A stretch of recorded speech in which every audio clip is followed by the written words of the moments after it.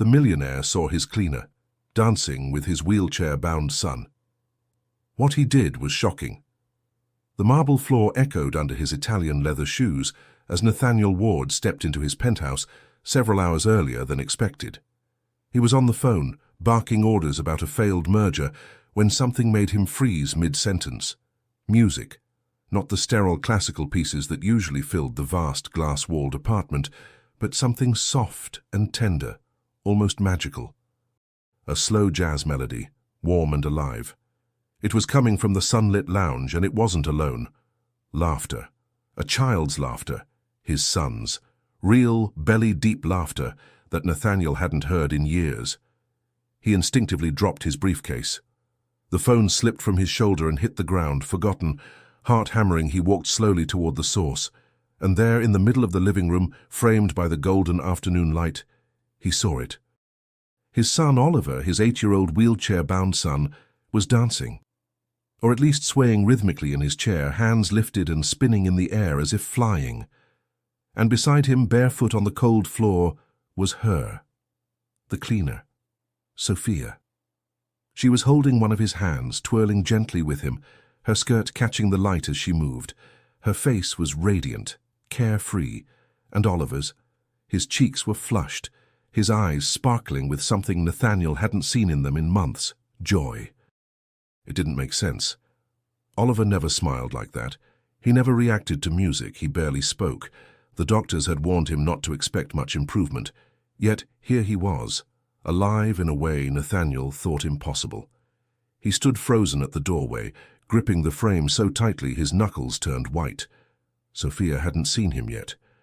She twirled once more, then leaned in and whispered something into Oliver's ear. The boy giggled uncontrollably, then reached up and placed a hand over his heart. Nathaniel's breath caught. That was something his wife used to do back when she was alive, back when their world hadn't fallen apart. Suddenly, Sophia noticed him. She stopped, startled, her expression shifting from joy to panic in an instant. I didn't hear you come in, Mr. Ward," she stammered, stepping away from Oliver, eyes wide, afraid. Nathaniel didn't speak.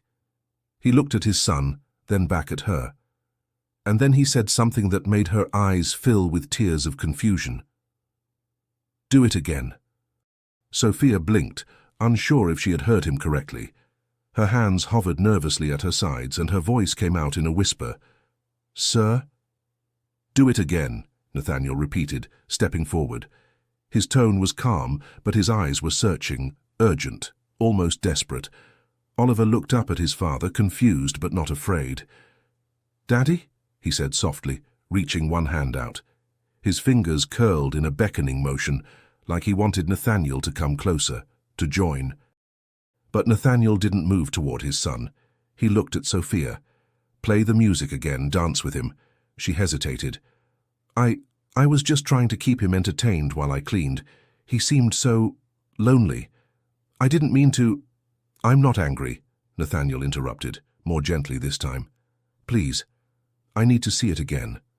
Still wary, Sophia moved to the speaker and tapped the screen. The soft jazz resumed, curling around the room like warmth returning to a frozen house.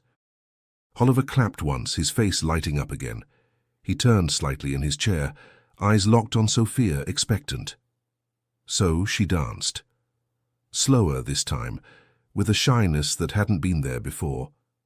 But when she reached for Oliver's hand, he responded instantly, like their bodies remembered something their minds had forgotten. She twirled. He laughed. And Nathaniel watched, stunned. It wasn't just dancing. There was a connection, an invisible thread between the two of them that defied logic. Oliver's muscles, normally stiff and uncooperative, moved with unexpected fluidity. His back stayed straighter, his arms reached higher. It wasn't a miracle, but it was close. Nathaniel felt something break inside him, a wall he hadn't realized he'd built.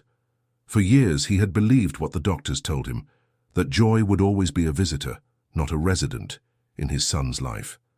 But now— "Do you do this often?" he asked, voice low. Sophia stopped moving, startled by the question. Only when he's in the mood. I never wanted to overstep. Nathaniel shook his head slowly, eyes still on his son. You didn't overstep. You gave him something I couldn't. A long silence settled between them. I don't understand, he whispered. Why does he respond to you like that? Sophia bit her lip, then looked down, clearly struggling with something. I don't know, she said. But the first time I played music, he moved, just a little. So I tried again, and again. I didn't tell anyone because I thought it might stop, like a dream you lose when you speak it aloud. Nathaniel looked at her, eyes sharp now. What else haven't you told me? Sophia's hands trembled. Nothing. I mean, nothing important. But something in her voice made Oliver turn his head sharply toward her, as if he remembered something she hadn't said. Nathaniel didn't miss it. Sophia, he said, his voice colder now. I need you to be completely honest with me, right now. She swallowed hard. I think I know why he reacts to me like this. Nathaniel's eyes narrowed. Why? Sophia took a breath, and then, quietly, she said, Because I knew your wife. Nathaniel stared at her, stunned. The soft jazz playing in the background seemed to fade into nothingness. You what? I knew your wife, Sophia repeated, quieter this time, her eyes drifting toward Oliver as if seeking permission to continue. Not well, but enough. Nathaniel's voice sharpened. That's impossible. My wife was very private. She didn't socialize, not after Oliver was born. Sophia's lips parted slightly, and for a moment she looked like she might deny it. But instead, she nodded slowly. Yes, I know. That's why I never said anything. But we met before that. Years ago, when we were both volunteering at St. Matthew's, the children's shelter downtown. Nathaniel blinked. That was over a decade ago. I was 17. She was in her early 20s. I was just a girl who needed somewhere to be during the weekends. She was different, kind, always humming, always helping. Nathaniel felt like the ground beneath him was shifting. She never mentioned anything about that. She probably didn't think it mattered, Sophia said, but it did. To me. She taught me how to talk to children who had been through trauma, how to read the silence between words, how to hold space for someone without pushing them to speak. Nathaniel's mouth was dry. And now you're saying, what? That you used that with my son? Sophia hesitated. Not exactly, but I remembered her voice, her presence, the way she always placed her hand over her heart when she wanted someone to feel safe. I tried it with Oliver once by instinct, and he responded. Nathaniel sat down slowly, like the weight of her words had finally pushed him to the edge. She used to do that with me, he murmured. In the early days, when I'd get overwhelmed with the business, she'd come into the room and just put her hand on her heart, like it was a signal, a way of saying, come back to yourself. Sophia nodded, tears now brimming in her eyes. I thought maybe... He remembered that, somewhere deep inside. Nathaniel looked over at Oliver, who was now quietly spinning the wheels of his chair in small, playful circles. I've tried so hard to reach him, he said. Therapists, specialists, experimental treatments, nothing like this. There was a pause, a fragile silence. Then Nathaniel asked the question that had been forming since the moment he walked in. Why didn't you tell me sooner? Sophia looked at him, eyes heavy with guilt. Because I wasn't supposed to be anything more than your cleaner, and because there's something else. Nathaniel's heart stopped. What? She opened her mouth, but then hesitated. I'm not sure you're ready to hear it. Nathaniel's voice hardened. Try me. Sophia glanced at Oliver again, and this time her eyes stayed there, soft and full of something Nathaniel couldn't name. I think he remembers me. The air in the room thickened, as if time itself paused to make space for the weight of her words. You think he remembers you? Nathaniel repeated, disbelief sharpening his tone. From where? You just said you knew my wife, not my son. Sophia looked torn. It's hard to explain. But the way he looks at me sometimes, it's like he already knows me, like I'm not a stranger. Nathaniel's voice dropped to a simmer. That's not an explanation. That's a feeling. Sophia straightened slightly, gathering what little courage she had left. Do you remember the last time your wife left the house before the accident? Nathaniel blinked, caught off guard. Barely. It was a short trip. She went to donate some of Oliver's old things. At St. Matthew's, Sophia said softly. He frowned. Yes. I was working there again by then, part-time. I had just started a small program to help children with disabilities. Music, movement, storytelling. Nothing official, just something to bring life into the place. Your wife brought Oliver with her that day. Nathaniel stood abruptly, his breath caught in his chest. That's not possible. She stayed for over an hour, Sophia said gently. She watched him respond to the music, even if just a little. She cried. We talked after. She told me things she hadn't told anyone else. Nathaniel's face went pale. What things? That she was scared, Sophia said. That you were growing colder, more distant. That she didn't know how to keep Oliver emotionally connected. That she didn't know how long she could keep pretending things were okay. Nathaniel turned away, his jaw clenched. She never said a word to me. She was trying to protect you, and him. Sophia took a slow step forward. She asked if she could come back the next week. She wanted Oliver to be part of the music group just once a week. She said it gave her hope. Nathaniel turned back sharply. But she never did. Sophia shook her head, eyes filling again. The accident happened 3 days later. Nathaniel staggered back a step, the memory slamming into him like a wave. Sirens, flashing lights, doctors with unreadable faces. The phone call that changed everything. His voice cracked. And you're telling me Oliver remembers that day? I don't know, Sophia said, voice trembling. But when I played that same music, the one from the group, his eyes lit up, like something inside him woke up. Nathaniel's mind raced. Before he could say more, the front door burst open. Mr. Ward, came the sharp voice of Mrs. Caldwell, the estate supervisor. She stopped dead when she saw Sophia standing close to him. Her eyes narrowed. What's going on here? Sophia stepped back instinctively. Nothing, Nathaniel said quickly. We were just... She shouldn't be in here, Mrs. Caldwell snapped. She's the cleaner, not the nanny, and certainly not a therapist. Sophia opened her mouth, but Nathaniel raised a hand. Enough, he said firmly. I asked her to be here. Mrs. Caldwell's expression stiffened. Sir, with all due respect, this girl has no credentials, and she's been... overstepping. Maybe, Nathaniel replied, his voice measured. Or maybe she's the only one who's actually reached my son. Mrs. Caldwell glanced at Oliver, who was still smiling faintly in his chair, then back at Sophia. Her lips thinned. Be careful who you trust, she said quietly. And then, with a knowing look at Sophia, she added, people aren't always who they pretend to be. Sophia stood frozen, the sting of Mrs. Caldwell's words hanging heavy in the air. She didn't meet Nathaniel's eyes. Not yet. Her fingers nervously fidgeted with the hem of her blouse, and Oliver, sensing the sudden tension, let go of his wheels and simply watched the adults in silence. Nathaniel turned slowly to face Sophia again. What did she mean by that? He asked. Sophia's lips parted, but no sound came. Her silence felt louder than any confession. Sophia, he said, more insistently now.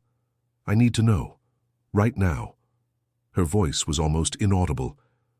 I never pretended... not exactly. I just didn't tell you everything. Nathaniel's brows furrowed, the room growing unbearably quiet around them. What haven't you told me? Sophia swallowed hard. After your wife passed away, I tried to reach out, to offer my help. I wrote letters, called the foundation she used to support. I even left a message at your office. Nathaniel's eyes widened slightly. I never got any of that. I know, she said quietly, because someone intercepted it. He stepped back. Who? Sophia looked toward the hallway where Mrs. Caldwell had disappeared. I believe it was her. Nathaniel shook his head slowly. Why would she do that? Because I wasn't just a cleaner back then, Sophia said, her voice trembling.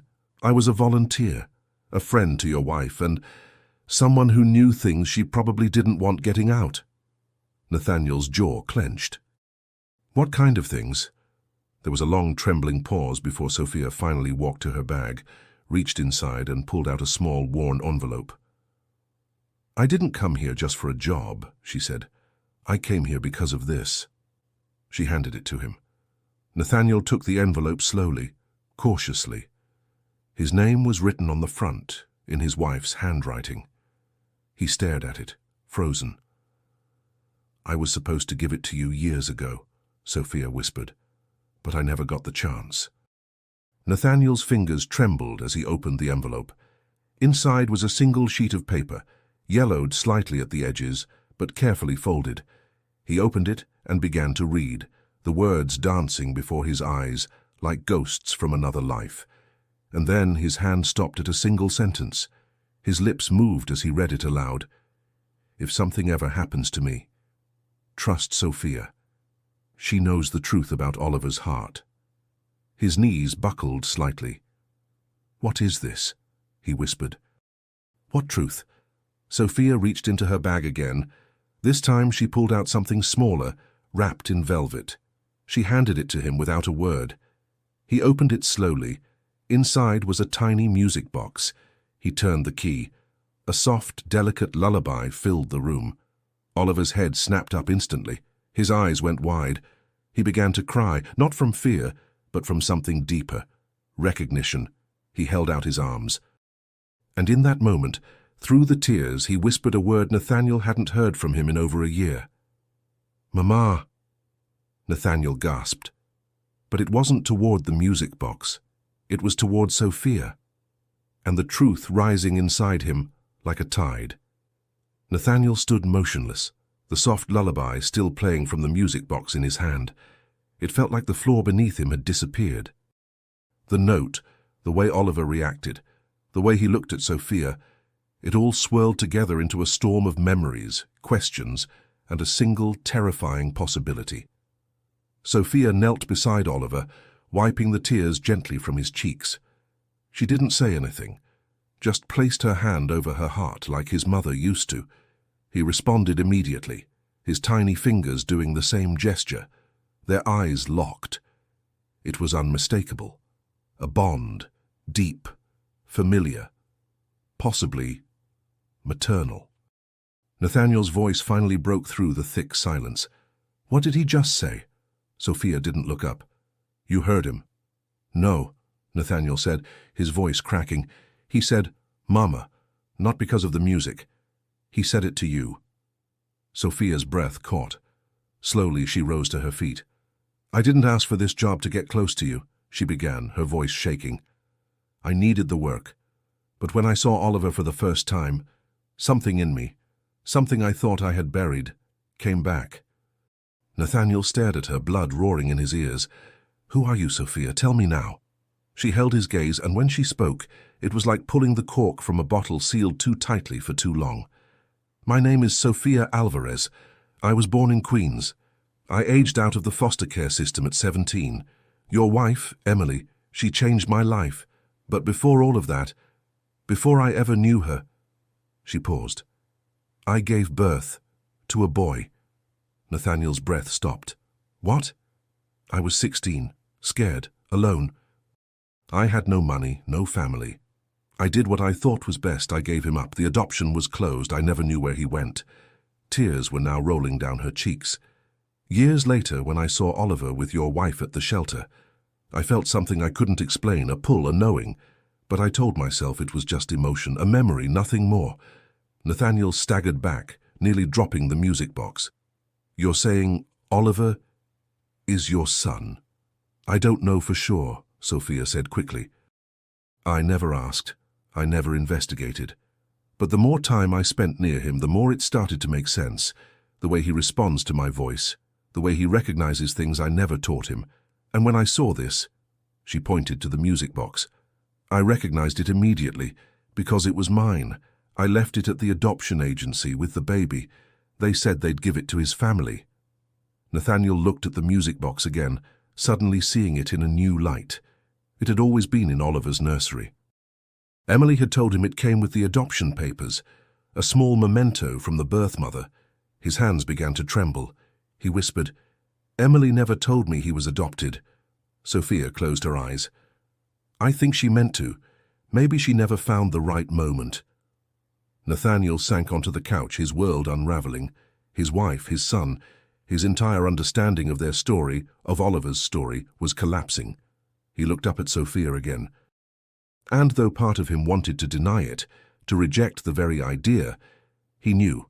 Somehow, in the deepest part of him, he knew it was true. The room felt too small now, too quiet, despite the lullaby still echoing softly from the music box. Nathaniel stared at Sophia as if seeing her for the first time. The cleaner he had barely noticed for months now stood in front of him as the possible mother of his only child. And she had known. Not definitively, but enough to feel it, enough to hide it. He rubbed his temples, breathing hard. "You should have told me. From the moment you suspected, from the moment he reacted to you." Sophia nodded, her face streaked with tears. "I wanted to, but I was afraid you'd send me away, that I'd never see him again." Nathaniel shot to his feet. "And what do you think this is doing to me now? I've spent years grieving a wife I didn't understand, trying to raise a son I couldn't reach. And now you show up and this?" Sophia didn't flinch. "I didn't come to hurt you. I came because I needed answers too." He paced, running a hand through his hair. "Emily never told me Oliver was adopted, not once. And now that I think about it, the day we brought him home, it was quiet, no hospital, no long labor, just a call. She said, 'He's here.' And I didn't question it. I was just happy. God, how didn't I see it?" Sophia took a step forward. She must have loved him deeply. I could see it when she visited the shelter. "She did," Nathaniel whispered. "She loved him more than anything. But she carried a pain she never let me touch. I thought it was because of his condition." He looked at Sophia. But maybe it was guilt. They both turned as Oliver made a soft noise from the chair. He was reaching out toward Sophia. Without waiting for permission, she went to him, knelt and took his hand. He leaned into her, his forehead pressing gently to hers. Nathaniel watched in silence. The tenderness between them was undeniable. "She said he remembered her voice," he murmured, more to himself than to her, even as a baby. "That's why she played that lullaby every night. She told me it calmed him, even when nothing else would." "I hummed it to him the day I gave him away," Sophia whispered. "It was the only thing I had to give." Nathaniel sat back down, exhausted. "I don't know what to do with this. If it's true, it changes everything." "I know," she said softly. "That's why I kept it to myself, until now." He was silent for a long moment. Then he asked the question neither of them wanted to face. "What do you want, Sophia?" She looked up at him, eyes raw and honest. "I don't want to take him from you. I couldn't. You're his father. But I do want to be in his life, if that's still possible." Nathaniel looked at Oliver, who was now resting quietly in Sophia's arms, and for the first time in a long time, he looked peaceful. "Even if we find out you're not his biological mother?" he asked carefully. Sophia hesitated, then nodded. "Even then, I still love him." Nathaniel stared at her. Then he said something that surprised even himself. "Then we need a DNA test." The next morning felt strangely quiet. The usual routine, the clatter of the espresso machine, the rustle of newspapers, the distant hum of the city, was replaced by an unspoken tension hanging in the air. Nathaniel sat at the long dining table, staring at the small envelope in his hand. Inside was the DNA test kit. Sophia sat across from him, her hands folded, waiting. Neither spoke much on the ride to the clinic. Oliver sat between them in the back seat, unusually calm, almost sensing that something important was happening. He held Sophia's hand tightly the entire way. At the clinic, the nurse gently swabbed the inside of Oliver's cheek, then Sophia's. Nathaniel had already submitted his sample the day before. It was a simple process, over in minutes. But when they walked out of the building, it felt as if they'd each left behind something far more significant than a few cells. Back at the penthouse, Sophia stood in the hallway awkwardly. "Would you like me to go, while we wait for the results?" Nathaniel looked at her, then at Oliver, who had fallen asleep on the couch with the music box still playing beside him. "No," he said. "Stay." She nodded. They didn't speak much that afternoon. Nathaniel retreated into his office, but he didn't work. He just sat at his desk, staring at a framed photo of Emily holding Oliver, her face glowing. How many secrets were buried in that smile? He remembered how she used to hum when she thought no one was listening. He remembered the tears he once found her wiping away in the kitchen when she thought he was asleep. He had chalked it up to stress, to the pressure of motherhood. But maybe it was more than that. Maybe she'd always feared the past catching up. Later that evening, as the sun dipped behind the skyline, Sophia prepared dinner without being asked. It was simple: roasted vegetables, soft mashed potatoes, and a mild herb chicken. Oliver ate with more appetite than usual, nodding happily when Sophia mimicked airplane noises with the spoon. Nathaniel watched them both, the way she moved around his kitchen as if she had always belonged there. The way Oliver's body relaxed near her, the tension in his limbs easing just slightly. After dinner, as Sophia cleaned the dishes, Nathaniel approached her. His voice was low. "Did you ever try to find him before this?" She shook her head. "I didn't think I deserved to." "And now?" Sophia turned off the faucet, dried her hands, and faced him. "Now, I just want the truth, whatever it is." He nodded, staring at her. "You seem so sure." "I'm not," she said softly. "But he is. And sometimes that's more than enough." A notification buzzed on Nathaniel's phone. He pulled it from his pocket, eyes narrowing. The results were in. He looked up at Sophia, heart racing. "Let's read it together." Nathaniel's fingers hovered over the screen. His heart pounded louder than the soft ticking of the antique clock on the wall. Sophia stood still beside him, her hands clasped tightly, her breath shallow. Oliver sat nearby, flipping through a picture book, unaware of the emotional earthquake about to strike. Nathaniel tapped the screen. The message opened. "Relationship, biological mother, 99.998% match." He read it twice, then a third time. The air left his lungs in a slow, silent exhale. Sophia didn't say anything. She just watched his face, searching for meaning. Nathaniel turned the phone so she could see. Her eyes scanned the words. She blinked. Once. Twice. Then she slowly lowered her hand to her mouth, as if trying to hold back a sound. But the tears came anyway, soft, unstoppable. I didn't think," she whispered. "I hoped, but—" Oliver looked up at the sound of her voice. Seeing her cry, he rolled himself over and placed a small hand on her knee. "Mama?" he asked again, quieter this time, unsure. Sophia knelt, pulling him into her arms. Nathaniel couldn't speak. He watched as his son clung to the woman who had once given him life, and now, by sheer coincidence or fate, had found her way back.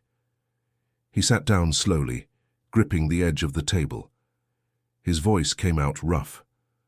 "So it's true." Sophia looked at him, eyes still wet. "I never expected this. I just needed to know that he was okay, that someone loved him." "I do," Nathaniel said quickly. "He's my son." "I know," she nodded, "and I don't want to take that from you. I swear." There was a long pause. Nathaniel stared at her, trying to make sense of it all. The broken pieces of the past, Emily's silence, Sophia's disappearance, the music box, Oliver's response to her, all fell into place like a cruel, beautiful puzzle. He rose from his seat, walked slowly to the window and stared out at the city lights. "I don't even know what this means," he said. "Legally, Emotionally, for him, for us. Sophia stood quietly behind him. We figure it out, one step at a time. He turned to her. You said you don't want to take him, but what do you do want?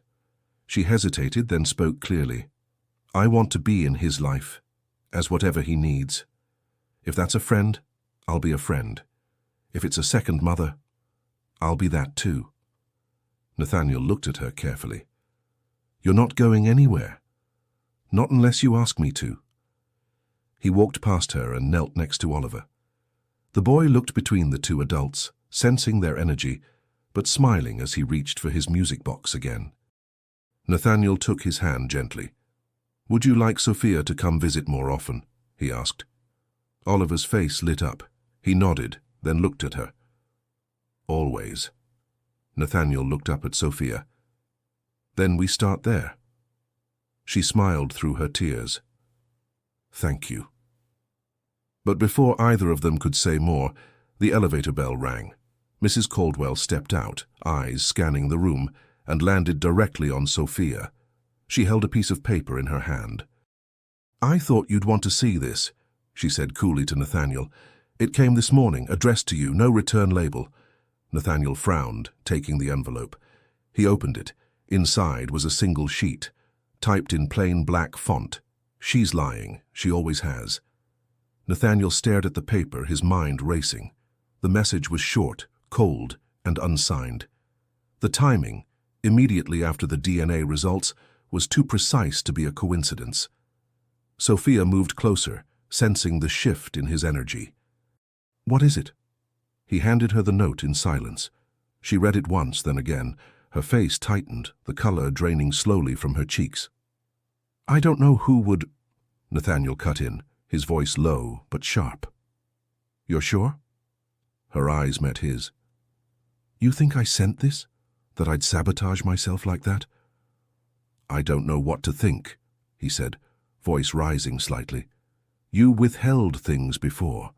You walked into my home under one story, and now everything's changed. Sophia stepped back, visibly stung. Because I was afraid, not dishonest. Everything you've seen with Oliver, it was never fake. Nathaniel took a breath, trying to steady himself, but the walls he had just started lowering began creeping back up again. And what if there's more? More things you're still not saying? I've told you everything I know, she insisted. This letter isn't from me. Oliver, sensing the tension, let out a small whimper. Sophia immediately rushed to him, kneeling beside his chair and stroking his hair gently. Mrs. Caldwell stood watching from the background, arms folded, her expression unreadable. Nathaniel turned toward her. Where exactly did you find this? She held his gaze calmly. It was slipped under the front door early this morning. I checked the security cameras, someone in a hooded coat. Couldn't see the face. Nathaniel frowned. And you didn't think to show it to me until now? I assumed it was nothing, she replied coolly, until I saw the closeness. Sophia stood again, her face tight with quiet fury. You don't want me here. That's been clear from the start. Mrs. Caldwell didn't flinch. I want what's best for the boy. And you think tearing apart the only moment of happiness he's had in years is best? I think trusting someone with no references, no record, and a mysterious past isn't. Nathaniel interrupted sharply. Enough! He looked between them both, tension crackling in the air. Then his gaze landed back on Sophia. I need time, he said, to think, to breathe, to protect Oliver. Sophia nodded slowly, pain flickering across her face. I understand. I'm not asking you to leave, not yet, but I want to verify everything, all of it. If someone's lying to me, whether it's you or someone else, I will find out. Sophia held her head high. Then I hope you do. Because I've told the truth. He stared at her for a long moment. Then, almost as an afterthought, he unfolded the note again. And that's when he saw it. A faint watermark, barely visible. A logo he hadn't seen in years, the mark of Emily's lawyer. His heart stopped. Why would someone connected to his late wife's estate be sending threats now? The discovery hit Nathaniel like a jolt of lightning. He stood frozen, staring at the watermark on the letter, a delicate swirl barely visible against the paper. But he knew it well. It was the emblem from the legal firm that had managed Emily's estate after her death, a firm bound by confidentiality and discretion, a firm she had trusted more than anyone else. Why would they be sending anonymous threats? He set the paper down, mind racing. "I need to make a call." Sophia looked up from where she sat beside Oliver, her expression wary. "What did you see?" Nathaniel didn't answer immediately. He walked to his study, closing the door behind him. The moment the lock clicked, he reached for his phone and dialed. The voice on the other end picked up after one ring. "Good evening, Mr. Ward." It was Caroline Gray, Emily's former estate lawyer. "I need to know something," he said, skipping pleasantries. "Did you or anyone from your office send me a letter? No name, just a typed message." "She's lying. She always has." There was a pause, then a sharp intake of breath. "I was hoping you wouldn't receive that," Caroline said, her voice tight. Nathaniel's stomach dropped. "So it did come from you?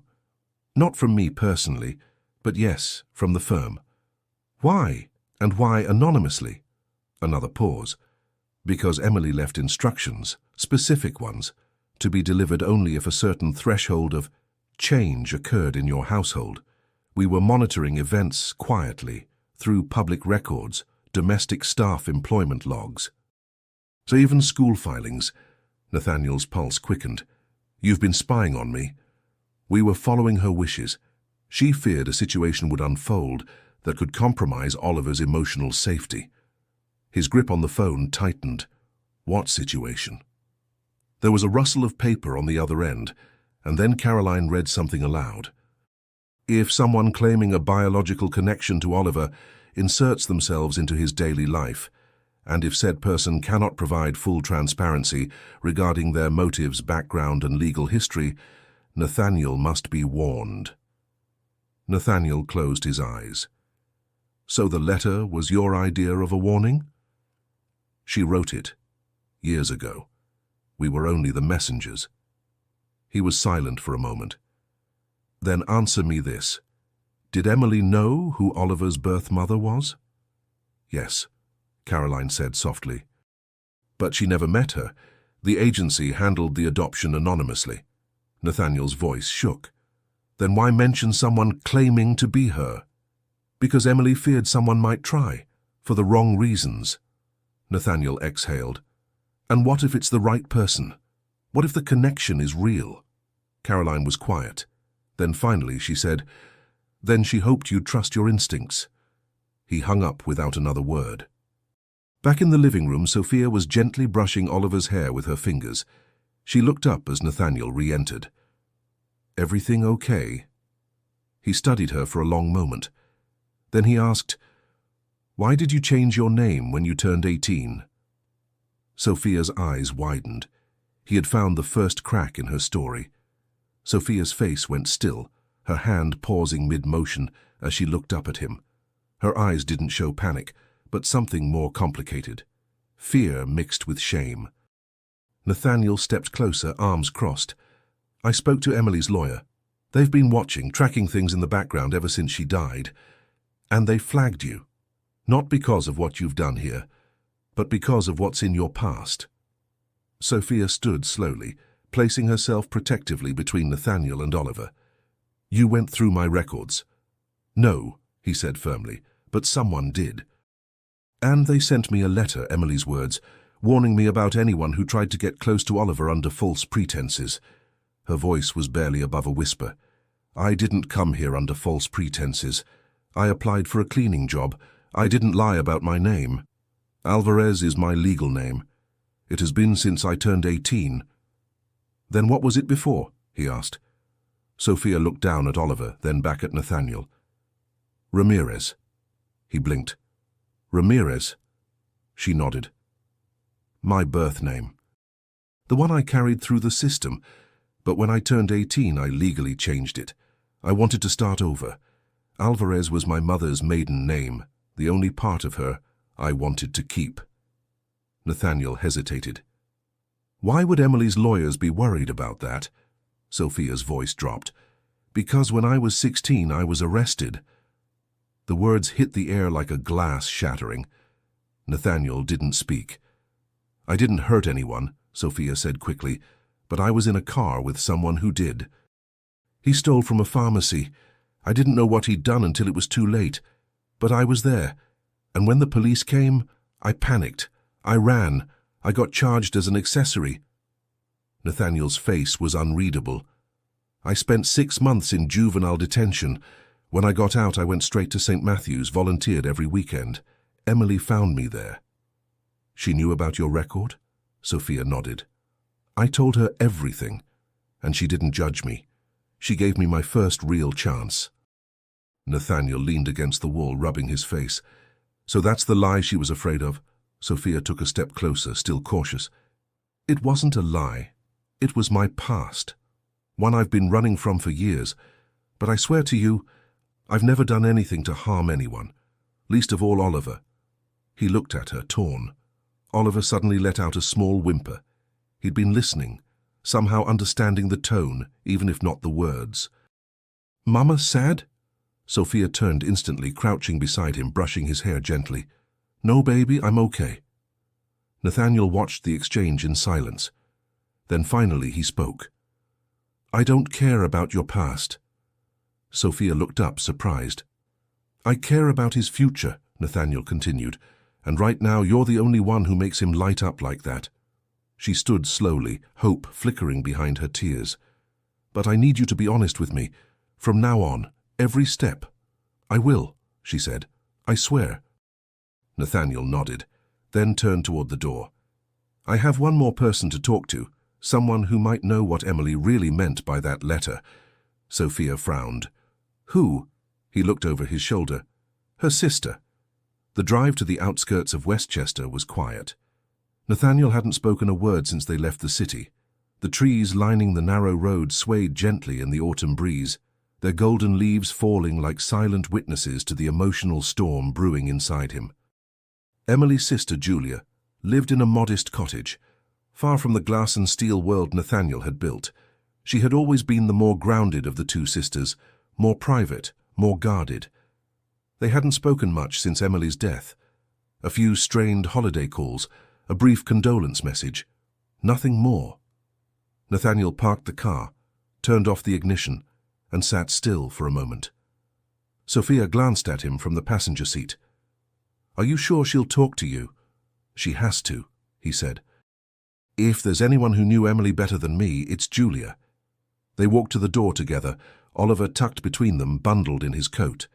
Sophia kept her hand on the push handles of the wheelchair, while Nathaniel carried the music box in his coat pocket, like a talisman. Julia answered on the third knock.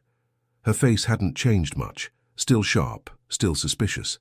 But when she saw Oliver, her expression softened instantly. Nathaniel, she said quietly. It's been a long time. Too long, he replied. Her eyes flicked to Sophia, then back to him. I assume this isn't a social call? No, he admitted. We need to talk. About Emily. Julia stepped aside, letting them in.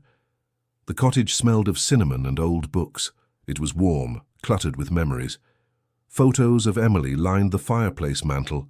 Emily as a child, as a teenager, as a radiant young bride. One photo caught Sophia's eye.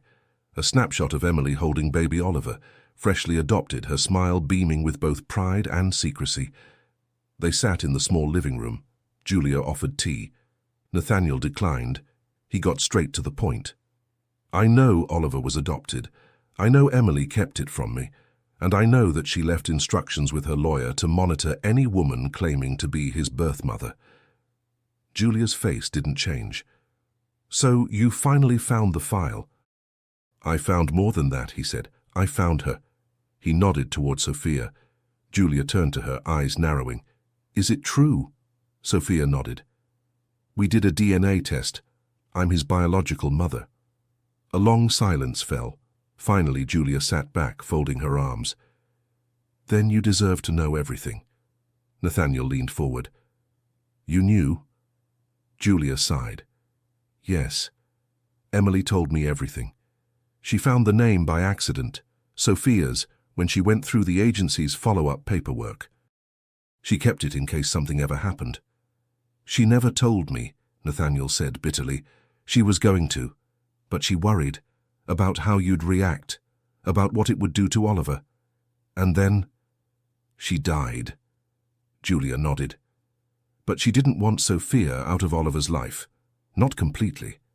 Nathaniel frowned. Then why the letter? Julia stood and walked to a small drawer, returning with a second envelope, yellowed, unopened. She wrote two. One was the warning. The other key was meant to be given if you ever found her. She handed it to Nathaniel. His fingers trembled as he opened it. Inside was a short note. If Sophia finds her way back to Oliver, it's because she was meant to. Let her stay. She's more than his mother. She's the light I couldn't be. Nathaniel's hands dropped to his lap. He looked at Sophia. Julia's voice broke the silence. She didn't just trust you with Oliver's future. She trusted her. Nathaniel sat in silence, Emily's letter still trembling in his hands. The words kept echoing in his mind. She's more than his mother. She's the light I couldn't be. He read it again and again, as if trying to decode a part of his late wife's heart he had never been able to touch while she was alive. Across from him, Sophia sat very still, her eyes on the floor. She hadn't dared speak since the letter was read. It felt sacred, like a door Emily had left open from the beyond, offering them all one final truth. Julia watched them both, her eyes softer now. Emily was complicated. She carried more grief than anyone realized. Losing her ability to have children broke something in her. Adopting Oliver saved her, but the secrecy poisoned her peace. Nathaniel finally looked up. Why didn't she tell me? She was going to, Julia said. She even practiced how. But you were drowning in work. And then Oliver's diagnosis came. She thought, maybe protecting you from too much at once was the only way. He swallowed hard, his voice tight. She was wrong. Julia nodded. But she was also human. There was a long pause before Sophia finally whispered, I would have never tried to take him from her, or from you. Julia looked at her with a tired sort of compassion. You don't have to convince me. You've already proven it, just by staying. Oliver stirred in his chair, fidgeting with the wheels. Sophia gently brushed his hair aside. He leaned into her hand instinctively. Julia smiled faintly. That boy has always needed more than one kind of love. Maybe that's what Emily meant, that he'd need both of you to heal. Nathaniel nodded slowly, overwhelmed. I don't know what this means going forward, but I know one thing. Emily didn't want us to live in guilt or fear. He turned to Sophia. I still don't understand how this all happened, how fate brought you here, but I'm done running from it. Sophia's eyes brimmed with tears. Thank you, Nathaniel continued, his voice low. But I need time to rebuild trust, not just with you, but with myself, and with Oliver. She nodded. Whatever you need. Julia stood and walked to a nearby cabinet. There's something else you should have. Something Emily left behind for Oliver. She pulled out a small wooden box, delicate and old. She told me to give this to him when he turned 10, Julia said. But I think now's the time. Nathaniel took it, then turned to Oliver. Do you want to open it together? The boy nodded shyly. Nathaniel lifted the lid. Inside was a small handwritten book, a journal. The title was scrawled in Emily's handwriting. For my son, when I'm not there. Nathaniel's hand flew to his mouth. Sophia gasped. Inside were dozens of pages, stories, thoughts, dreams, and messages Emily had written in secret. Memories she never got to make, so she left them on paper.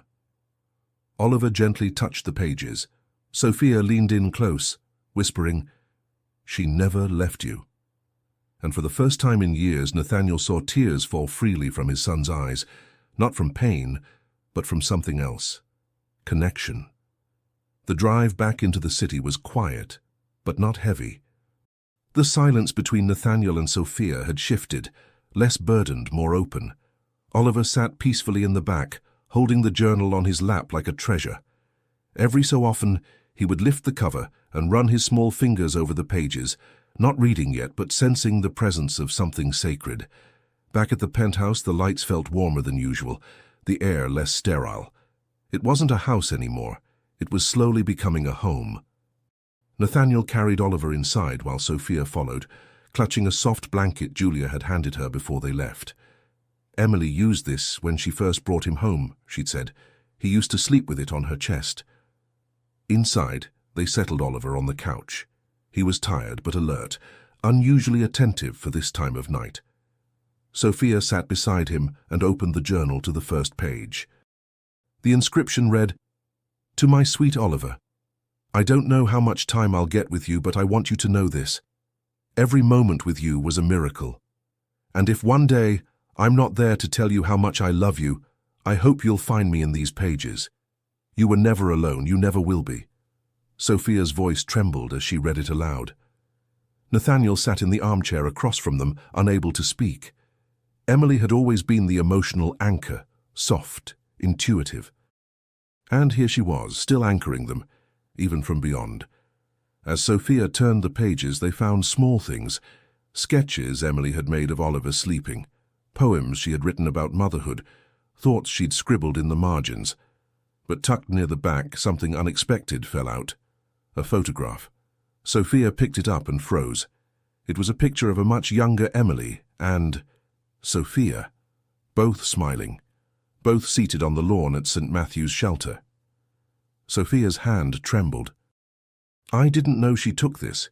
Nathaniel leaned forward, stunned. "That's you?" She nodded. "I must have been 17. She said she wanted to remember the girls who helped her believe in healing." He took the photo, his eyes scanning it. And in the corner of the image, barely visible, was a baby, wrapped in a blue blanket. Sophia gasped. "That's him." Nathaniel stared at the image. "Emily met him before the adoption was final," Sophia whispered. "She saw him at the shelter." "That's why she chose him." Nathaniel's voice was hoarse. "That's why she chose you." Suddenly the truth Emily had never said out loud came into focus. She hadn't randomly adopted a child from a list. She had seen the boy, seen his birth mother, and chosen to carry both quietly, lovingly into her world, without judgment, without possession, just love. Nathaniel looked at Sophia, something deep in him shifting. "She didn't want to erase you," he said. "She wanted to carry you with us. But she didn't know how." Sophia nodded, eyes full. "And now we have to figure out how to carry her." Oliver reached out and placed the photo between them, one hand on each of theirs. Then, softly, he said, "All family." Nathaniel's heart clenched, and in that fragile moment, under the quiet hum of the city, everything changed. Not just what they were, but who they could become. Together. 3 weeks had passed since the night they found the journal. The days in Nathaniel's penthouse no longer felt like fragments of broken routines. Instead, they flowed with a new rhythm, a quiet, cautious harmony forged in shared truth. Sophia was no longer just the cleaner. She had gradually become part of Oliver's everyday world, preparing his meals, helping with his therapy, reading to him before bed. And Nathaniel, though still guarded, was beginning to allow her presence in ways that neither of them had dared imagine before. But change, even welcome change, brought its own complexities. On a grey Thursday afternoon, Nathaniel stood in the glass-walled meeting room of his office tower, staring out at the skyline. Behind him, his executive assistant cleared her throat. "Your 4:30's waiting. Legal counsel. She said it's urgent." Nathaniel turned, his thoughts still trailing behind him. "Send her in." Caroline Gray stepped inside, all sharp edges and polished calm. She closed the door behind her and placed a folder on the table. "This isn't about the estate," she began. "It's about custody." Nathaniel frowned. "Custody? Of Oliver? Why is that coming up now?" Caroline opened the folder. "Because now that Sophia has been legally confirmed as the biological mother and given her past record, There's a chance she could petition for shared custody. Nathaniel stiffened. She hasn't, and she wouldn't. You believe that, Caroline said evenly. But the system doesn't work on belief. It works on precedent. And she's now considered a parental figure. He crossed his arms. So, what are you suggesting? That you get ahead of this. Secure guardianship with conditions that protect Oliver from instability. Nathaniel's voice grew cold. She's not unstable.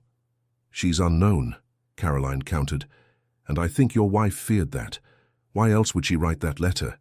She may have trusted Sophia's heart, but not her history. He looked away, jaw tight. She's not trying to take him, he said quietly. She could have pushed, she hasn't. Caroline studied him. Because she knows any move right now would push you away. But if that changes, you could find yourself in court. Nathaniel felt a flicker of doubt. Was that true? Could Sophia's gentleness be a calculated move? Then he remembered Oliver's face every time she walked into the room. The ease in his muscles. The sparkle in his eyes. I'm not filing anything, he said. Not yet. Caroline sighed, closing the folder. Just don't wait until it's too late. Back at the penthouse, Sophia sat at the kitchen table, writing in a notebook. She was building a routine schedule for Oliver, his physical therapy, his music sessions, his rest time. It was color-coded, carefully thought out, a mother's kind of effort. Nathaniel walked in, his expression unreadable. She looked up. Hey, you're home early. He didn't answer immediately. Instead, he asked, Have you thought about what you want this to become? Sophia blinked. What do you mean? This. Us. Oliver. You being here. Her voice caught slightly. Every day I hope you still want me here. But if you're asking if I have plans to fight you for him, no, never. Nathaniel looked down as if ashamed for even having needed to hear it. But before he could respond, the doorbell rang. They weren't expecting anyone. He opened the door. And there, standing on the threshold, was a woman neither of them recognized. Late 40s, designer coat, sharp features. She smiled coldly. I'm here about Oliver. I believe he's my nephew. Nathaniel stood frozen in the doorway, the stranger's words hanging in the air like a threat. Your what? He asked, his voice low and wary. The woman didn't flinch. My nephew. I believe Oliver is the biological son of my late brother, Mateo Ramirez. Sophia stepped forward instantly, her face pale. Mateo. The woman turned her eyes on Sophia, cold and calculated. You remember him, don't you? Sophia's breath caught. He was the boy He was the one who got arrested with me. Nathaniel's gaze snapped to her. The one from your record. Sophia nodded, stunned. He was never violent, just reckless. We were kids. The woman, unmoved, stepped inside without being invited. My name is Camila Ramirez. Mateo was my younger brother. He died 5 years ago, drug overdose. No kids, no wife. But recently I received a letter from a legal tracing agency, one of those things for next of kin. They said his son might still be alive, adopted, out there. She looked directly at Oliver, who sat silently in the living room, sensing something was wrong. I did some digging, DNA databases, public records, birth years, and then I found the article, the one about your wife's charity event, with a photo of your son. Nathaniel stepped between her and Oliver. And what exactly do you want, Miss Ramirez? I want to know the truth, she said, and if he's Mateo's son, then I want a say in his future. Sophia's voice trembled. You don't even know him. And you abandoned him, Camilla snapped. Sophia recoiled as if slapped. Nathaniel's fists clenched. That's enough. Camilla's gaze was steely. I have rights. I'm next of kin. And if he's biologically linked to my family, I can file for shared guardianship, or at the very least, regular visitation. Why now? Nathaniel asked, his voice strained. Why dig this up now? Because I lost my brother, she said. I never knew he had a child. If I had, I would have looked sooner. But now that I know, I won't be kept out. Nathaniel took a slow, measured breath. You'll need proof. DNA. I already submitted mine, Camilla said, to the same registry where Sophia's match was flagged. The result should come within the week.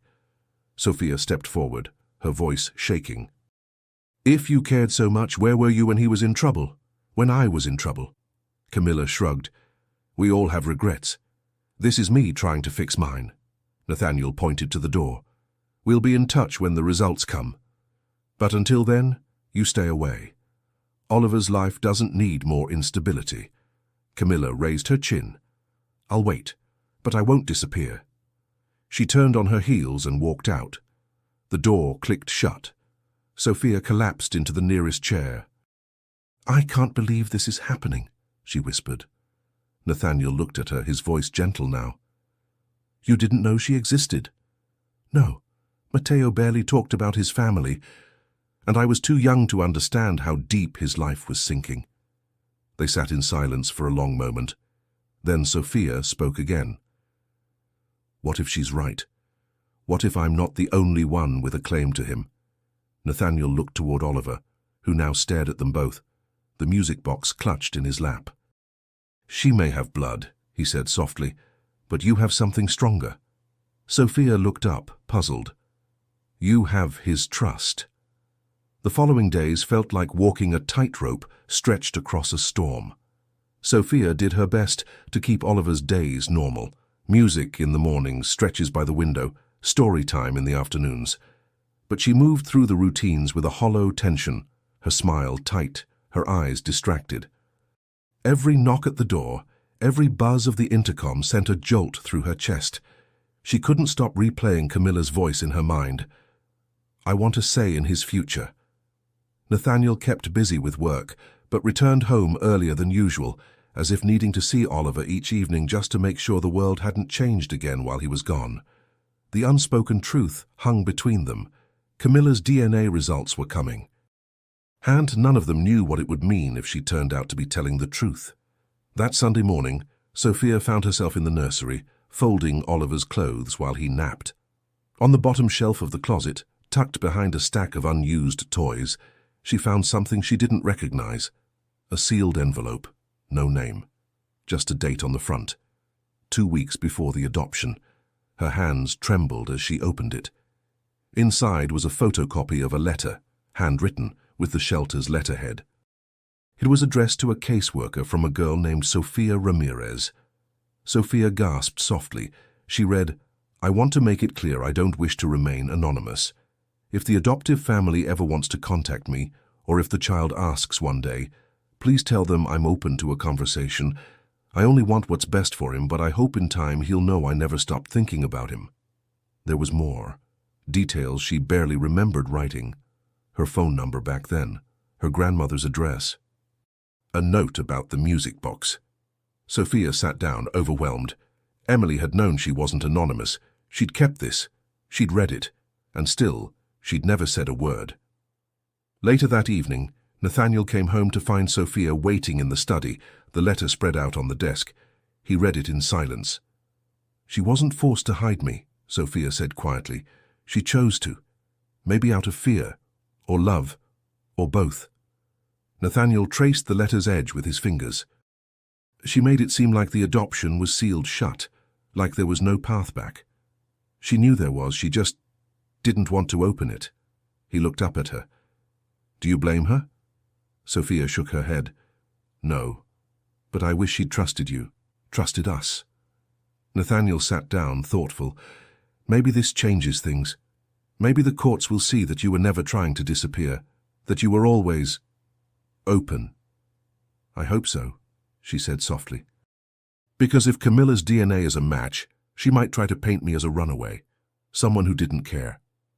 Nathaniel looked at her with something deeper than sympathy. Then we make sure they know who you really are.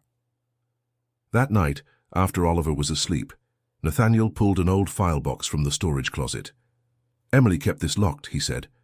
I haven't opened it since the funeral. Inside were mementos, hospital bracelets, ultrasound photos, letters, and at the bottom, legal documents.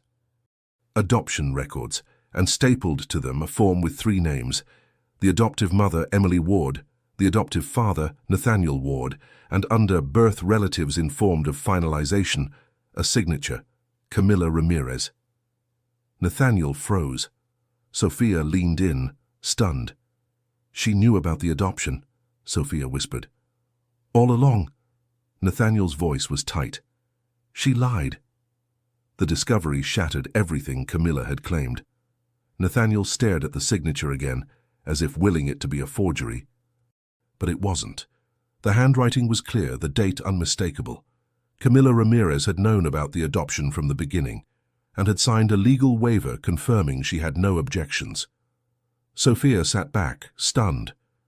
She pretended she had no idea, that she just found out about Oliver. Nathaniel's jaw clenched. She lied. To us. To get close. Sophia whispered, "But why?" They didn't have to wait long for the answer. The next morning, a letter arrived, hand-delivered by courier.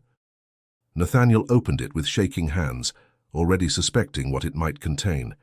Inside was a formal petition for joint guardianship, filed by Camila Ramirez. "She moved fast," Sophia said, reading the document over his shoulder. "This must have been in motion before she even came to the door." Nathaniel scanned the language. Terms like biological family rights, emotional disruption, and questionable history of the birth mother jumped out at him like knives. "She's not just coming for him," he said slowly. "She's coming for you." Sophia sank into a chair, her voice hoarse.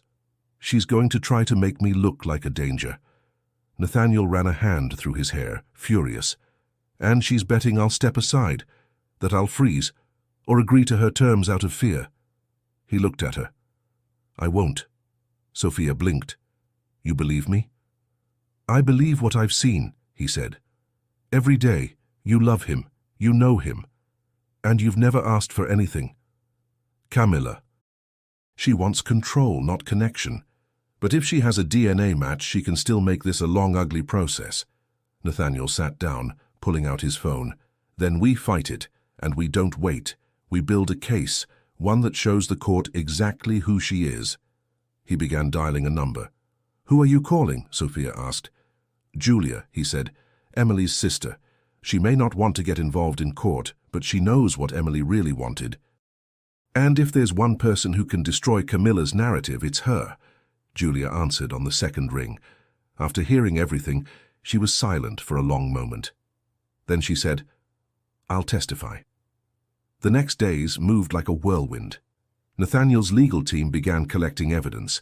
Emily's letters, Sophia's original letter from the shelter, the old photo of her and Emily together, and the signed adoption document with Camilla's name. The strongest piece came from Oliver himself. They filmed a short video at the suggestion of their lawyer, where Oliver interacted naturally with Sophia, laughing, reaching for her, calling her Mama. Watching the footage, Nathaniel felt his throat tighten. It wasn't forced. It wasn't coached. It was love. One evening, after putting Oliver to bed, Sophia sat on the couch, exhaustion visible in her shoulders.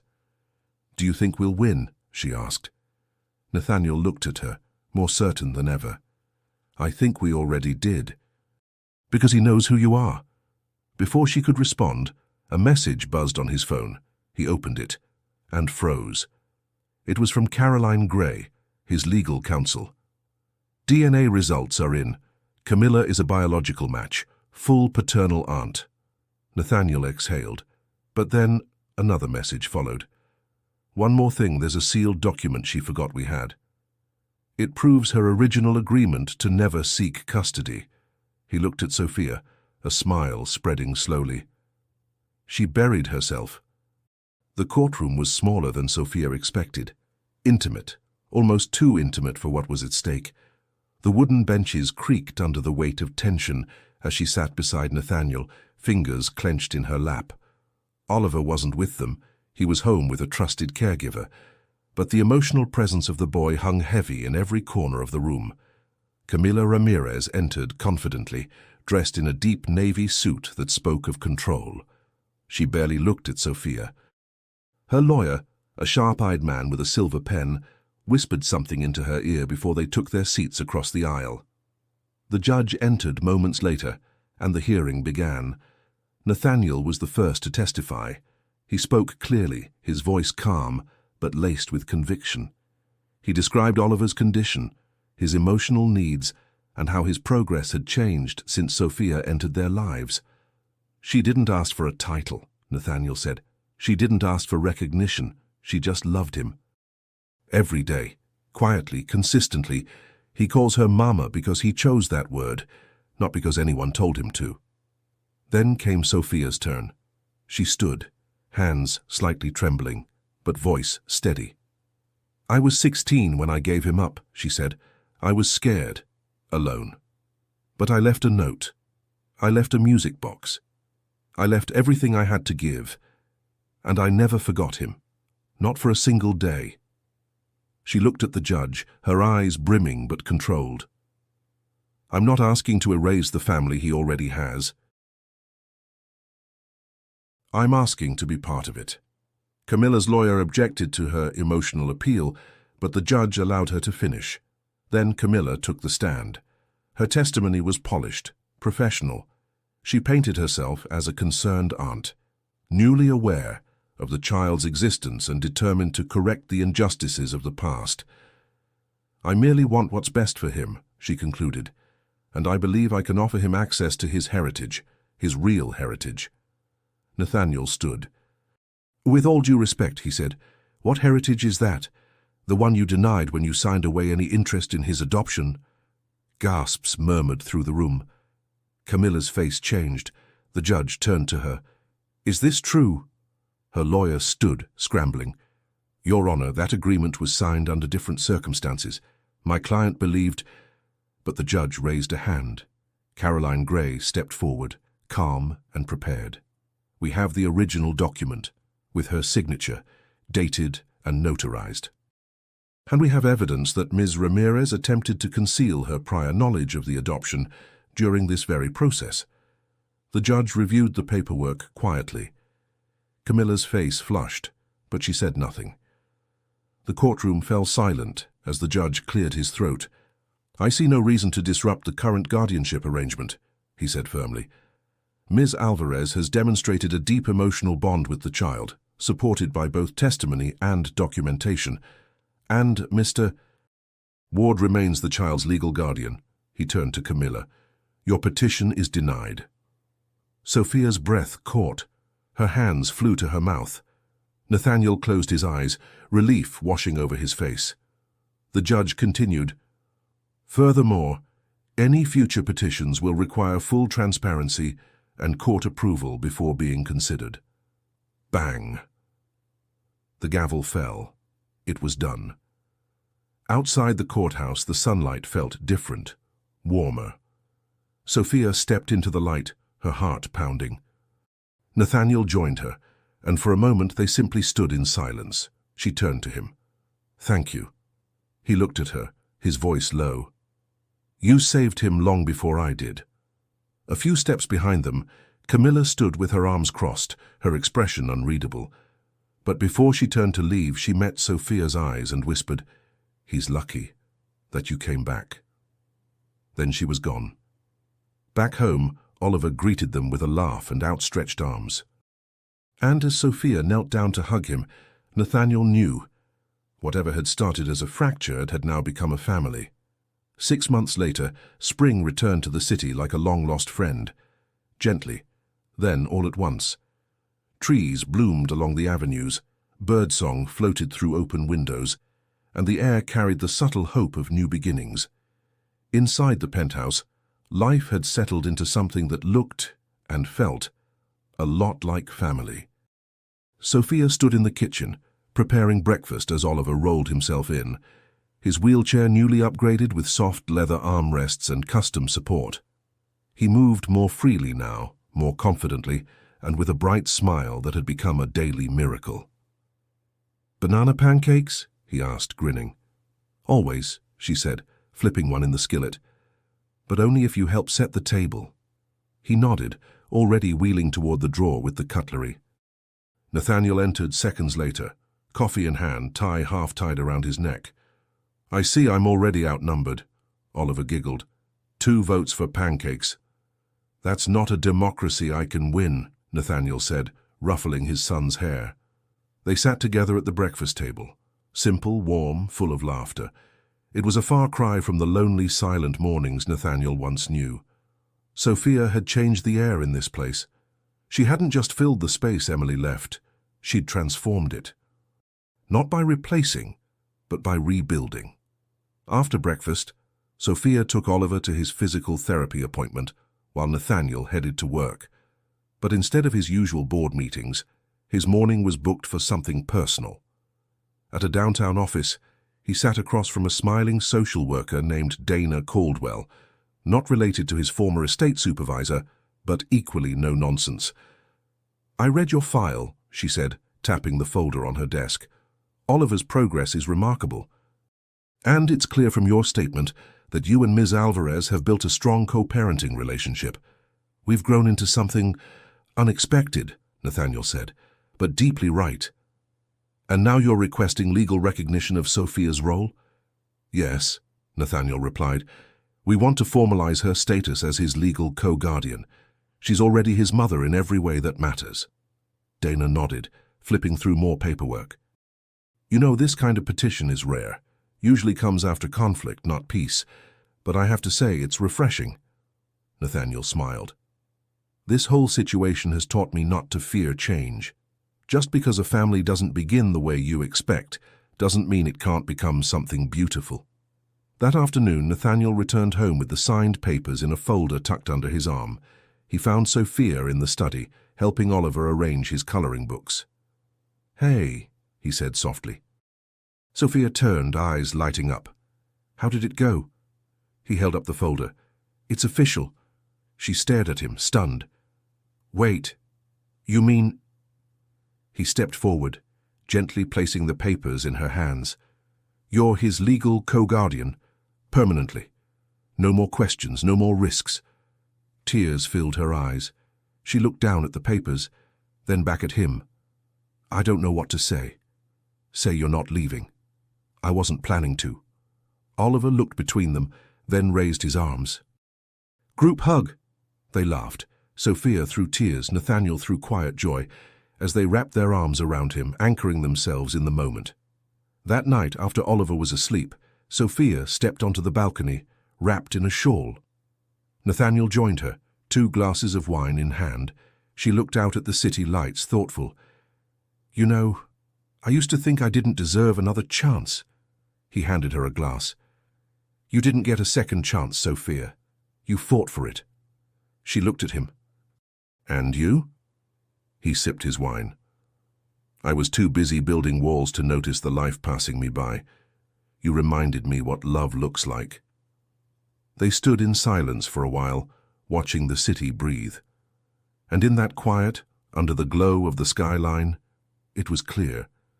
They were no longer fragments of separate pasts. They were the beginning of something whole, together. The next morning, Sophia woke early to the sound of gentle rain tapping against the windows. She lay still for a moment, eyes closed, listening. Not just to the rain, but to the quiet breathing of Oliver down the hall, the hum of the appliances in the kitchen, and the absence of silence that once haunted her. Her life was no longer filled with what-ifs.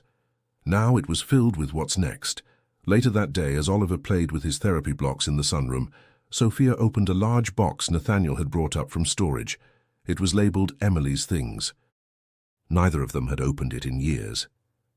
"I think she'd want us to," Nathaniel had said the night before, "to understand her, to carry her forward." Inside, Sophia found pieces of a woman she never fully knew, journals, voice memos, handwritten letters never sent, photos of Oliver, notes from doctors' visits, even a list titled, "Things I Hope He'll Do One Day." At the bottom, in a separate envelope, was a letter addressed not to Nathaniel and not to Oliver, but to her. Sophia froze. She opened it with trembling hands. "Dear Sophia, if you're reading this, then life has done what it always does, moved in ways we didn't expect. I don't know if we ever spoke again after that day at the shelter. I hope we did. But if not, I want you to know that I saw you. I saw your strength, your softness, your sorrow. And I knew, even before I brought Oliver home, that part of you would always be with him. I made choices I can't undo. I kept you away because I was afraid of losing what little control I had left, but I also knew that one day, if he was ever going to fully become who he was meant to be, he'd need you. If Nathaniel is still Nathaniel, he's probably stiff and overprotective, but he's also good. He just forgets how to let people in, help him, help Oliver, and let them help you, too. With love, Emily. Sophia couldn't hold back the tears. When she showed Nathaniel later, he read the letter in silence. His expression didn't break until he reached the last line. He held the letter to his chest for a moment, then passed it back to her. She knew, long before we did. That evening, Sophia brought Oliver to the piano, a gift from Nathaniel, recently restored. Oliver had begun showing interest in music again, especially the lullabies Sophia hummed. She played a simple melody with one hand. Oliver pressed a few keys with the other. Together, they made a sound that wasn't perfect, but it was theirs. Nathaniel stood nearby, quietly watching. The way Sophia looked at Oliver, the way Oliver looked at her, the way everything, every loss, every lie, every painful turn, had somehow led them to this room, to this piano, to this song. Later, as the last notes faded, Oliver looked up and said, "Can we do this every night?" Sophia smiled. Every night. Nathaniel walked over and placed a hand on both their shoulders. Then it's a promise. Outside, the rain had stopped. And inside, a new tradition had just begun. Spring deepened into early summer, and with it came the kind of joy that didn't shout, it whispered. Mornings were slower now, no more rushed commutes or silent breakfasts. Nathaniel had reorganized his schedule to work from home twice a week, and Oliver's therapy sessions had been moved into the penthouse itself, where he felt most comfortable. The space that once echoed with isolation now echoed with music, laughter, and quiet conversation. One afternoon, Sophia and Nathaniel stood in the living room, sorting through a stack of Oliver's old clothes and toys to donate. "I forgot how small he used to be," Nathaniel said, holding up a onesie the size of his hand. Sophia laughed. "And how serious he looked in every photo." "He got that from me," Nathaniel smirked. "Thank God he got your smile." She paused, touched. "You really think so?" He turned to her, his expression sincere. "It's not just about biology. It's who shows up. Who stays? And you stayed." That night they had dinner on the terrace, just the three of them. The city glittered around them like stars brought down to earth. "I want to go to a real park," Oliver said suddenly, mid-bite. Nathaniel blinked. "We go to the garden downstairs all the time." "No," Oliver said firmly, "a real park, with trees and hills and maybe ducks." Sophia laughed. "He's making plans." Nathaniel raised an eyebrow. "We haven't done a trip like that since before—" He stopped himself. Before Emily, before everything changed. But then he looked at Oliver, who stared at them both with eyes full of hope. "Okay," Nathaniel said. "This weekend, Central Park. We'll pack a picnic." Oliver cheered. That Saturday, the three of them set out early. Sophia packed sandwiches, fruit, and cookies, and Nathaniel brought a blanket and books. Oliver, in his wheelchair, wore a hat 3 sizes too big and grinned at every squirrel they passed. They found a quiet spot near a small pond. Nathaniel spread the blanket while Sophia pulled out lunch. Oliver rolled his chair into the shade, then looked out at the water. Sophia sat beside him. "Do you ever wonder what your first family was like?" he asked suddenly. Sophia looked at him, startled. "What do you mean?" "I mean, when you were little, before everything. Did you ever wonder who your mum was?" Sophia swallowed. "Every day." Oliver nodded thoughtfully. "I think Emily is still with me, even now." "She is," Sophia said softly. "She always will be." He turned and looked at her. "But I think you are too." She reached out and took his hand. "Is it okay if I have two mums?" he asked. Nathaniel, watching from nearby, felt something shift inside him, something that had been locked tight for too long. "You don't just have two," he said, walking over. "You have three." Oliver tilted his head. "You have Emily, who gave you her heart. You have Sophia, who gave you life. And you have me, who promises to protect both." Oliver beamed. Later, as they watched the ducks float across the pond, Sophia leaned her head on Nathaniel's shoulder. He didn't flinch. He leaned back. And for a few perfect minutes, the world stopped spinning. It wasn't the family any of them had planned, but it was the one they had built together. Weeks passed, and with the end of the school year approaching, Nathaniel received an invitation from Oliver's private tutor, a small recital featuring the children in the therapy program, including a short music segment for the kids who had shown progress in sensory motor coordination. Oliver was one of them. Nathaniel had never missed a meeting, a medical update, or a decision about his son. But a recital, a performance? He hadn't thought he'd ever see that day. Sophia prepared Oliver's clothes the night before, a soft blue vest, slacks, and his favorite bow tie. He refused to wear shoes, as always, and she let him win that battle with a laugh. "Promise me you'll smile at least once," she teased as she adjusted his collar. "I'll smile if you both sit in the front row." "We'll be the loudest ones clapping," Nathaniel called from the other room. On the day of the recital, the small auditorium was packed with other parents, caregivers, and volunteers. The stage was modest, just a few risers and some colorful curtains. But to Sophia and Nathaniel, it felt like Carnegie Hall. When Oliver's turn came, he was wheeled onto the stage by his therapist, holding a small tambourine. The music began, simple chords on the piano, a gentle rhythm. Oliver looked out into the crowd, found them immediately, and smiled. Then he began to play. He tapped the tambourine with steady, careful rhythm, not always perfectly in time, but with complete concentration. At one point, he looked toward the audience and gave a proud little grin, shaking the tambourine with flair. Sophia's eyes filled with tears. Nathaniel reached over, wordlessly taking her hand. After the performance, the parents were invited backstage. When they reached Oliver, he was already surrounded by a small group of children congratulating each other. "Did you see me?" he asked as they approached. Sophia knelt beside him. "You were incredible."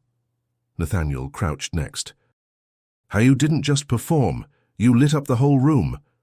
Oliver looked between them and then said, "Can I keep doing music? Like, for real?" Sophia and Nathaniel exchanged a look, one of those unspoken, perfect agreements parents make without words. "You can do anything you want," Nathaniel said. "We'll make sure of it." That evening, they celebrated with pizza on the terrace, fairy lights twinkling above them. Sophia brought out a small cake with "You did it" written in blue icing. Nathaniel raised a toast, apple cider in 3 mismatched glasses. "To Oliver, for teaching us what courage really looks like." "To Sophia," Oliver added, lifting his glass. "For staying." Sophia smiled, her heart aching in the best possible way. Then Oliver added one more. "To Mommy Emily." They all paused. Sophia reached out, placing her hand over his heart. "She's always right here," she said. Nathaniel nodded. "And she'd be proud. Of all of us." They clinked their glasses. And under the soft lights, surrounded by the sound of laughter and distant city traffic, they didn't feel like a patchwork family anymore. They felt whole. Months later, on the anniversary of Emily's passing, Nathaniel woke early. The city was quiet in that in-between hour, before rush hour, before the world demanded anything. He walked to the study and retrieved the box of letters and mementos that Sophia had helped organize. Inside were things he hadn't touched in years. Photos of Emily, faded Polaroids, ticket stubs, her favorite scarf. He pulled out a small envelope he hadn't opened before. It wasn't addressed to anyone, just sealed. No name, no date. He unfolded it carefully. Inside was a short message, written in Emily's flowing script. If the world breaks apart, don't run from it. Let it break, and then rebuild it with the people who choose to stay. Nathaniel stared at the words for a long time. He didn't cry. He didn't need to. He stood and walked to Oliver's room, where Sophia was already helping him get dressed. The boy turned and grinned at his father. "Park day again?" Nathaniel smiled. "Even better." They took a long drive that morning, north, out of the city, into the hills, where the air smelled like pine and promise. Sophia had found a place online, a rehabilitation horse farm that offered adaptive riding therapy. Oliver had been begging to try it ever since he'd seen a video of another child doing it. When they arrived, the staff welcomed them warmly. A gentle pony named Marigold stood waiting, specially saddled for children with mobility needs. Oliver's eyes were wide with wonder. "You ready?" one of the volunteers asked. "I was born ready," he said, a phrase Nathaniel instantly recognized as something Emily used to say. They lifted him carefully onto the pony, and Sophia walked beside him, one hand on his back for support, while Nathaniel followed just a few steps behind. Oliver laughed.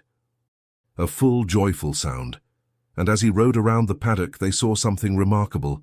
He sat taller, moved freer, like his body had remembered something his heart had known all along. He was made to move, made to live. Later, as they sat beneath a tree watching the horses graze, Oliver fell asleep in Sophia's lap. Nathaniel turned to her. "Have you thought more about the future? About what you want long-term?" She looked at him, brushing a strand of hair from her face. "I want to keep building this life, with you, with him, not rushing it, just growing it." He nodded. "Me too." A pause, then she added softly, "Do you think Emily would be okay with that?" Nathaniel looked at her, his voice quiet and certain. She already said yes, in everything she left behind, in everything she didn't say. Sophia leaned her head on his shoulder. Above them the sky shifted, a soft breeze, the rustle of leaves. A new season beginning. Not one they had planned, but one they had chosen, together. And in that moment there was no past to escape, only a future they were finally ready to live.